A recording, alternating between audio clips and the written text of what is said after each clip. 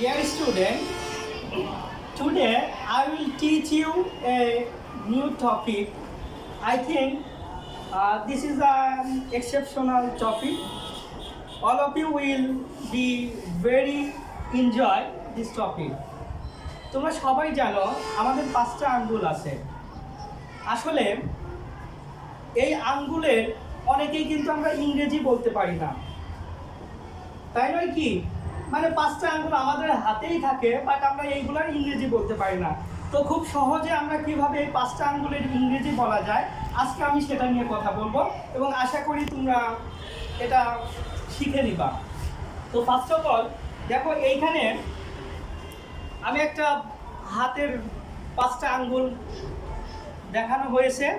তো প্রথম থেকে আমি যদি বলি, দেখো এই আঙ্গুলটাকে আমরা ইংরেজিতে বলতে পারি লিটল ফিঙ্গার। কি বলতে পারি? লিটল ফিঙ্গার, অর্থাৎ সবচেয়ে ছোট আঙ্গুল। তারপরের যে আঙ্গুলটা, এটাকে বলা হয় রিং ফিঙ্গার। এটাকে কেন রিং ফিঙ্গার বলা হয় এরও ব্যাখ্যা আছে, ডেফিনেশন আছে, সেদিকে আমি যাব না। তো ফার্স্ট অফ অল তোমরা এটাই জানবা যে এটাকে কি বলতে পারি, আমরা রিং ফিঙ্গার বলতে পারি। ঠিক আছে, ওকে। তারপরে দেখো, এটাকে আমরা কি বলতে পারি? মিডল ফিঙ্গার, অর্থাৎ মধ্যমা বা মিডল ফিঙ্গার। আর এই আঙ্গুলটাকে আমরা দুইটা ভাবে বলতে পারি, একটা হচ্ছে ইন্ডেক্স ফিঙ্গার অথবা পয়েন্টার ফিঙ্গার। এটাকে কি বলতে পারি? Index or pointer finger.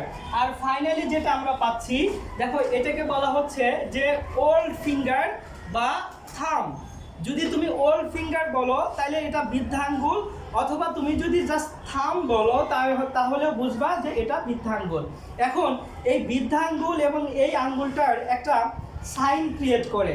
যেমন আমি যদি তোমাদেরকে কখনো বলি যে তোমাকে কেউ প্রশ্ন করলো যে ভাই বিজ্ঞান স্কুলটা কোথায়, বা কেউ তোমাকে বললো, তখন তুমি কিন্তু যদি এই আঙ্গুল দেখাও যে এই যে বিজ্ঞান স্কুল, তাহলে কিন্তু এটা পয়েন্ট নির্দেশ করলো না, তাহলে জিনিসটা একটু নেগেটিভ হয়ে গেল।